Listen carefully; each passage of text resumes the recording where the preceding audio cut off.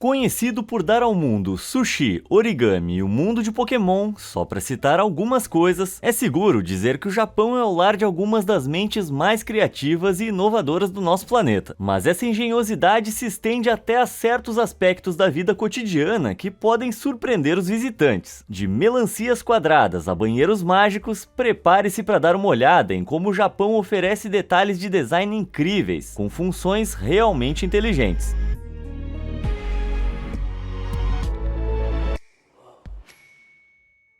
Tecnologia de banheiro. Qualquer pessoa que esteja assistindo sabe que usar o banheiro masculino nem sempre é uma experiência das mais divertidas, mas o Japão tem uma solução para isso. Dá uma olhada.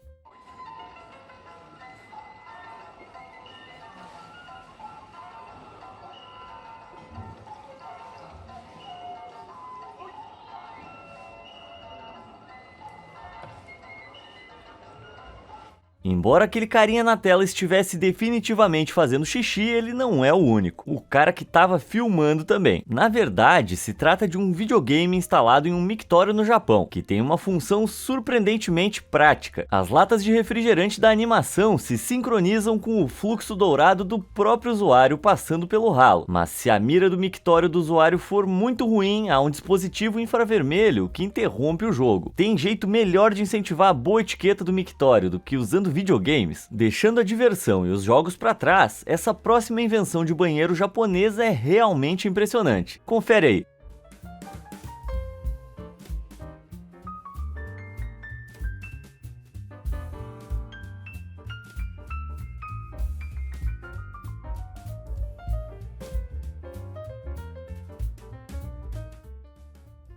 Não, essa não é uma intervenção artística peculiar. Esses são os banheiros públicos transparentes em pleno funcionamento no distrito de Shibuya, em Tóquio. A tecnologia em ação aqui é o que chamamos de dispositivo de cristal líquido disperso em polímero, um tipo de vidro inteligente que pode mudar a transparência com o toque de um interruptor de corrente elétrica. No caso desses banheiros que se transformam, o interruptor é na verdade a fechadura da porta do box. Quando a porta é destrancada, uma corrente elétrica alinha os cristais no vidro, permitindo a passagem da luz, o que resulta em um aspecto transparente. Quando a porta está trancada, a corrente elétrica é desligada, o que efetivamente relaxa esses cristais em um arranjo mais caótico, permitindo que eles dispersem a luz de forma que a passagem dela diminua, resultando em uma aparência fosca e nublada. Embora não dê para negar que a tecnologia por trás disso é incrível, você pode estar se perguntando qual é o sentido de tudo isso para um banheiro público. Bem, visto que os banheiros públicos costumam trazer algumas surpresas bem desagradáveis, quem precisa usar esses banheiros transparentes pode conferir a limpeza e a segurança do box sem ter que entrar ou tocar em nada. Além disso, qualquer um que saia do banheiro deixando uma bagunça é instantaneamente pego no flagra pela próxima pessoa da fila. E no que diz respeito à mudança de comportamento, a vergonha, meus amigos, é realmente uma coisa muito poderosa. Tenho certeza que você aprendeu isso no ensino médio. Pelas ruas. Todos nós sabemos que quando se trata de semáforos, verde significa siga, né? Bem, o Japão discorda. Se você já visitou o Japão, deve ter notado que há algo estranho acontecendo com os semáforos. Enquanto os sistemas de semáforos do resto do mundo trabalham com vermelho, amarelo e verde, o Japão trabalha com vermelho, amarelo e azul. E a razão por trás dessa decisão é muito mais estranha do que você poderia esperar. Centenas de anos atrás, a língua japonesa tinha palavras para 4 cores básicas: preto, branco, vermelho e azul. Em dado momento, o verde se tornou uma cor mais distinta na língua japonesa e, portanto, a palavra Midori, que originalmente significa broto, passou a ser usada para se referir a ele. Mas por muito tempo, o verde ainda era muito tratado como um tom de azul, e muitos se referiam às duas cores pelo termo ao. Embora agora existam termos separados para muitas cores diferentes no japonês moderno, a sobreposição entre a maneira como as cores são chamadas persistiu ao longo do tempo em certos contextos. Quando o Japão instalou semáforos pela primeira vez em 1930, a luz de avançar era verde, mas tornou-se comum para os japoneses se referir à luz como Aoiro Hikari, que significa luz azul. Em vez de mudar as descrições oficiais, o governo japonês decidiu alterar a cor das próprias luzes para azul. Mas aqui está o problema. De acordo com o governo japonês, as luzes não são realmente azuis. A documentação oficial do governo afirma que elas são, na verdade, apenas um tom muito azul de verde. o mais azul possível. Apesar dessas alegações, o azul das luzes é difícil de ser ignorado pelas instituições internacionais. E eu tenho que concordar. Então, como as luzes não são reconhecidas internacionalmente como verdes, esse detalhe técnico impediu o Japão de assinar a Convenção de Viena sobre Sinais de Trânsito, um acordo internacional entre mais de 100 países para padronizar essas coisas, incluindo uma luz verde para indicar o movimento. Enquanto não rola esse sinal verde, esse sinal azul, vamos dar uma olhada em outras coisas. Graças a uma combinação de excelentes serviços de gerenciamento de resíduos e orgulho nacional, as ruas do Japão são conhecidas por serem super limpas. O que polui um pouco as ruas são detalhes de design inteligentes que ajudam as pessoas no dia a dia. Pegue o cruzamento de Shibuya, na Praça Hachiko, em Tóquio. O Shibuya Crossing interrompe 10 faixas de tráfego para acomodar cerca de 500 mil pessoas em 5 faixas de pedestres durante um único dia. A origem de travessias como essa, conhecidas como pedestrian scrambles, onde os sinais interrompem completamente o tráfego para permitir a travessia em todas as direções, remonta ao final da década de 1940 no Canadá e nos Estados Unidos. Embora o Japão não possa exatamente receber o crédito pela invenção desse tipo de faixa de pedestres, o país tem mais de 300 travessias dessas. Os pedestres não só podem atravessar pelas faixas em si, como também cortar diretamente pelo meio, como aqui no bairro de Ginza, em Tóquio, o que significa que todas as calçadas no cruzamento são acessíveis com apenas uma travessia. É para deixar os outros países azuis de inveja. Shindogu. Embora o Japão seja conhecido pela inovação engenhosa e pelo conhecimento em tecnologia, eles também são conhecidos por algumas das invenções mais malucas que o mundo já viu. Shindogu é a arte de inventar dispositivos estranhos e malucos para resolver pequenos problemas cotidianos, sob a abordagem geral de ser não exatamente útil, mas de alguma forma não totalmente inútil. O Shindogu foi ideia do inventor cientista louco residente no Japão, Kenji Kawakami. Uma de suas primeiras invenções Shindogu foi um par de óculos em forma de funil, uma invenção inspirada pelo próprio problema dele em apontar as gotas corretamente. Prático e hilário, como não amar isso? Mas a gente tá só começando a nossa jornada Shindogu, porque inúmeras invenções surgiram desde que Kawakami iniciou o movimento. Saca esse conjunto de pauzinhos com um ventilador embutido que esfria macarrão quente enquanto você come. Muito bacana, né? Bem, sim, se você tirar o fato de que o seu macarrão com certeza vai ficar morno depois de alguns minutos e a tendinite que você vai ter depois de levantar um ventilador junto com seus pauzinhos para cada porção. Talvez esse predecessor descartável da câmera 360 graus possa ser um pouco mais útil? Talvez. Mas dada a sua aparência ao usar esse negócio, você teria que se perguntar: a que custo? E esse bastão de manteiga? Embora eliminasse a tarefa de lavar uma faca de manteiga, o conceito apresenta problemas quando você considera as várias migalhas e outros alimentos que provavelmente acabariam ficando presos nele. Mesmo assim, eu certamente daria uma chance. Falando em bastões, eu aposto que você nunca percebeu que, na verdade, existe um produto muito popular e amplamente usado que saiu do Shindogu. Embora inicialmente apresentado como uma invenção inútil, o bastão de selfie foi incluído no livro 101 Invenções Japonesas Inúteis de Kawakami em 1995. Mas como todos sabemos, esse objeto se tornou um elemento básico da nossa sociedade obcecada por selfies. Embora a questão de saber se os bastões de selfie são ou não uma ferramenta útil ou uma ameaça pública esteja em debate, duas invenções que certamente não são inúteis são os botões de curtir e se inscrever. Por que não colocar essas invenções em uso? E enquanto você faz isso, também pode testar aquele botão de sino bacana para ser notificado sempre que eu postar um conteúdo novo. Beleza, agora vamos seguir em frente. Tá bom, mas antes só mais um deleite do Shindogu para os nossos olhos. Duas palavrinhas: sapatos guarda-chuva. Raiz quadrada. Do sushi sofisticado ao humilde cup noodles, a culinária mundialmente famosa do Japão certamente oferece alguns motivos para reflexão quando se trata de habilidades culinárias. Mas esse próximo item alimentar mostra mais uma preocupação com a alimentação por parte dos agricultores japoneses. Olha só.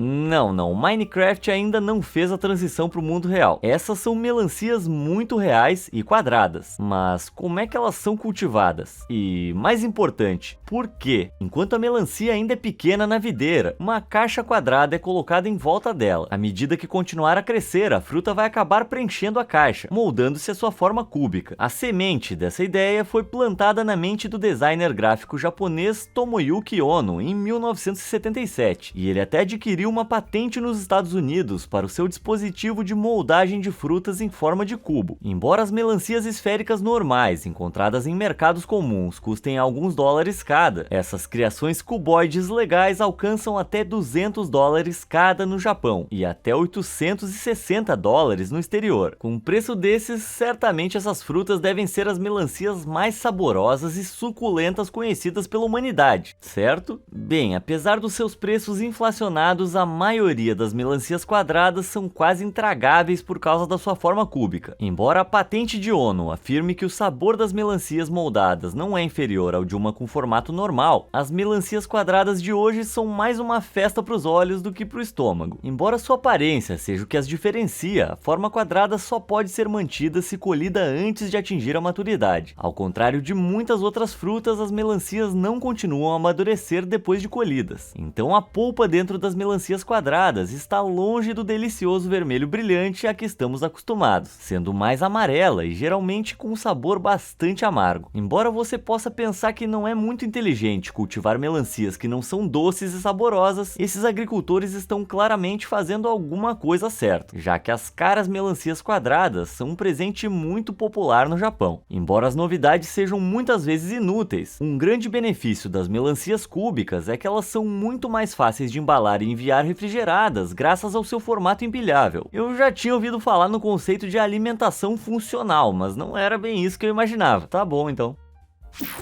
A arte do jantar. Os turistas no Japão estão sempre procurando comer uma deliciosa e autêntica culinária japonesa. Se você olhar pelas vitrines dos restaurantes no Japão, com certeza vai ver alguns pratos de comida realmente deliciosos. Sushi feito na hora, tempurá crocante e gyozas dourados. Mas se você olhar um pouco mais de perto ou der uma mordida em alguns desses alimentos, vai perceber que nem tudo é o que parece. Essas vitrines enganosamente deliciosas são na verdade completamente falsas e totalmente intragáveis.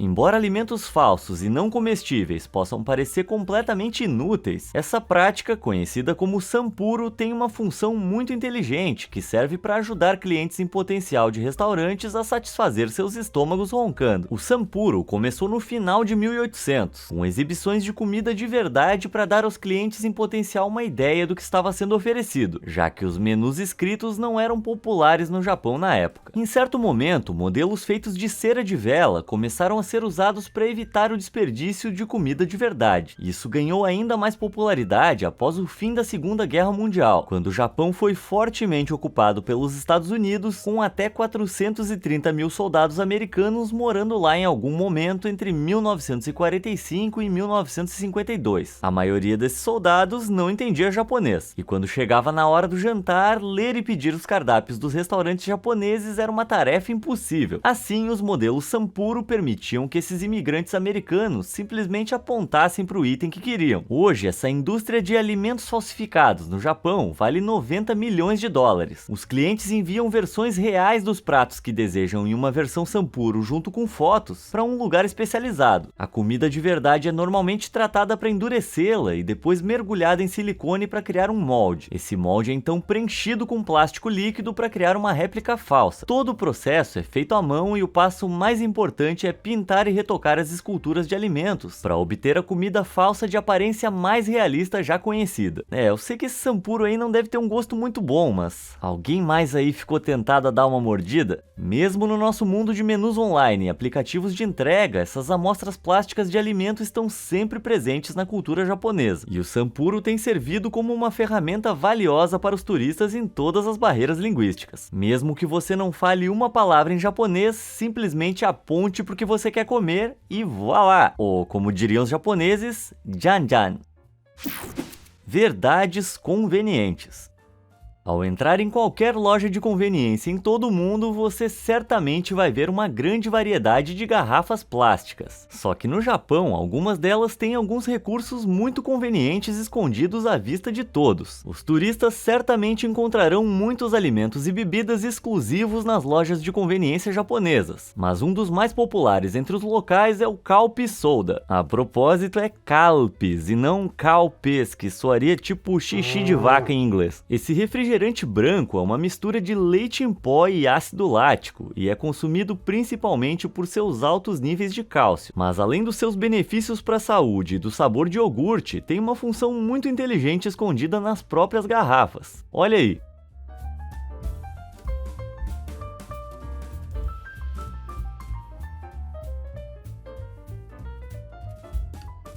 As visualizações das belas ilustrações das garrafas são um incentivo inteligente para os consumidores terminarem até a última gota para revelar a arte 3D completa. E há muitas ilustrações diferentes em diversas garrafas de Calpis, tornando-as itens colecionáveis e menos prováveis de serem jogadas fora pelos consumidores. E as garrafas de Calpis não são as únicas obras de arte que podem ser encontradas em lojas de conveniências japonesas. Se você olhar para outro lugar na seção de refrigerados, vai encontrar essas garrafas de chá com design intrincado. A exposição à luz é um dos principais fatores que determinam a aparência e o sabor de um determinado chá. E você deve ter notado que as embalagens de muitas marcas de chá recomendam manter seus produtos em um local escuro. O excesso de luz pode alterar as moléculas produtoras de sabor dentro de um produto consumível. Assim, para preservar a qualidade do chá no interior, as saliências no plástico ao redor do gargalo dessas garrafas de chá ajudam a dispersar a luz, desviando grande parte dela do chá e evitando ao máximo a exposição direta para aumentar o frescor e o sabor. Vamos a mais produtos que dão sentido ao nome loja de conveniência. E essas aqui são ultra refrescantes. Em primeiro lugar, abrir as abas na parte superior das latas pode ser uma experiência complicada, mas muitos fabricantes japoneses incluem uma borda levantada na aba para melhorar a aderência, tornando o processo tão tranquilo quanto curtir o conteúdo da lata. Mas isso é só o começo quando se trata de criatividade nas latas de alumínio do Japão. Não tem nada melhor do que abrir uma gelada no fim de um longo dia. E uma tendência de design japonesa que está começando a pegar no mundo todo torna o processo de beber cerveja melhor do que nunca. Olha isso aqui!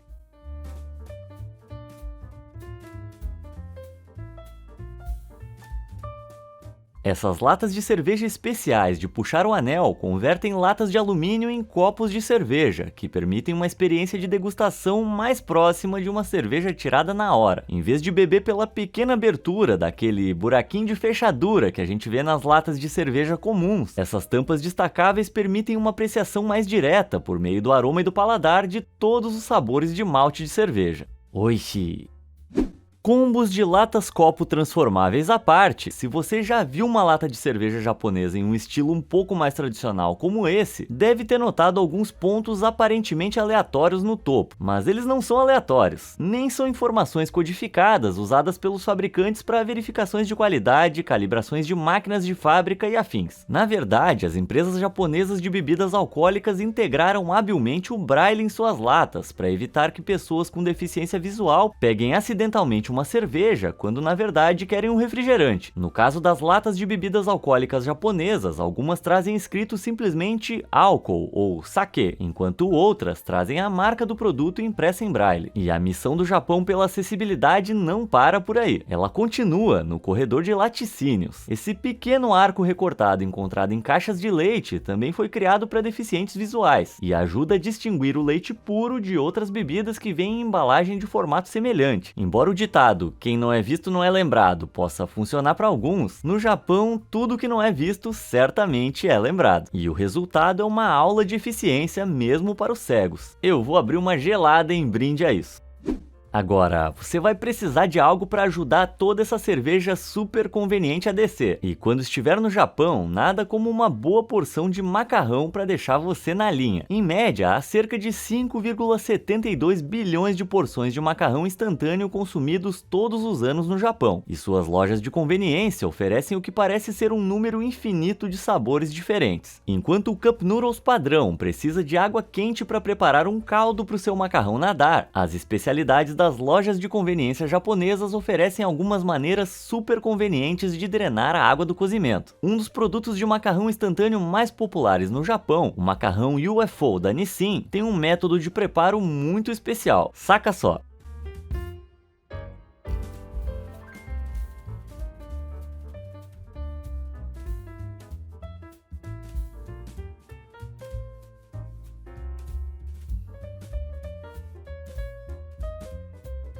Esse pacote multifuncional apresenta uma tampa bacana que você abre até a metade, deixando a peça com um filtro selado e pronto para drenar com máxima eficiência. Fazer da própria embalagem uma panela, peneira e tigela, tudo em um objeto só, é um verdadeiro golpe de gênio, resultando em macarrão sem bagunça com grande quantidade de inovação.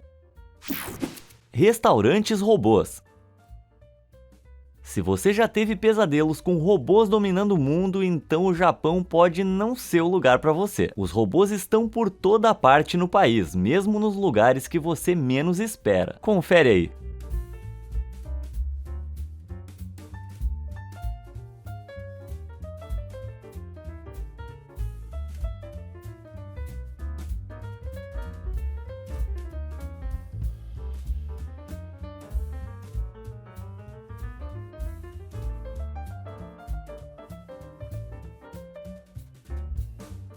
Esse é um dos únicos restaurantes do mundo somente com robôs, e os próprios robôs têm algumas funcionalidades que são de outro nível. Apelidado de Pepper Parlor, esse restaurante robótico no distrito de Shibuya, em Tóquio, inclui balconistas robôs, todos chamados de Pepper, para receber pedidos, bem como garçons para trazer comida. Os proprietários afirmam que os robôs humanoides do Pepper Parlor podem até escanear sua expressão facial e fazer recomendações de menu com base no seu humor, embora eles não tenham revelado exatamente como isso funciona, se é que funciona. É um pouco assustador de qualquer forma, se você quer saber minha opinião. Depois de permitir que um robô Pepper olhe profundamente na sua alma e conclua seu pedido de waffle, outro robô vai seguir você até sua mesa e ficar fazendo companhia enquanto você espera a comida chegar. Portanto, esses robôs não apenas ajudam a receber pedidos de comida, mas também interagem com os clientes, posam para fotos e jogam com grupos ou indivíduos. Embora não haja dúvida de que os waffles vendidos no Pepper Parlor parecem deliciosos, a verdadeira especialidade do restaurante é nos servir um gostinho do futuro. Invenções de apartamento.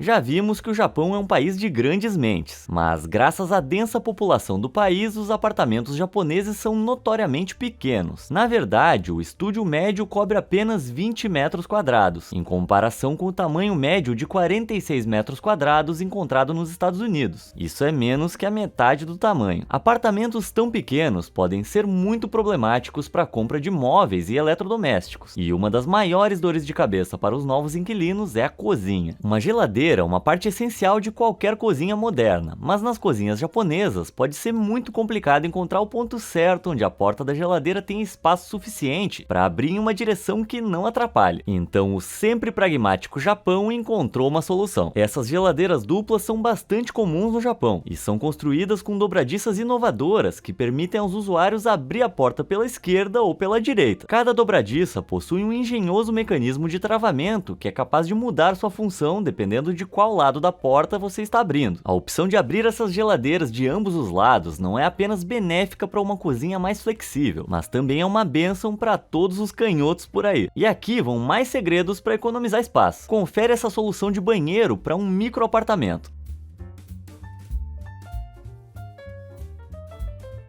Essa combinação 2 em 1 mostra a verdadeira engenhosidade do design de interiores japonês, usando água do reservatório do vaso sanitário para não apenas dar descarga, mas também permitir que os usuários lavem as mãos. A eficiência compacta disso faz você se perguntar por que mais países não adotam essa ideia. Eu suspeito que pode ter algo a ver com isso parecer um pouco nojento para algumas pessoas, embora não seja como se a água do vaso estivesse sendo usada na torneira. E além do mais, quem é que não começa o dia com aquela porção de água gelada do vaso no rosto, né? Como assim? Você não faz isso? Ah, é? Você se acha muito especial pra água do vaso, é isso? Tá bom. Well, ooh la dee da, Mr. Frenchman. Venda automática.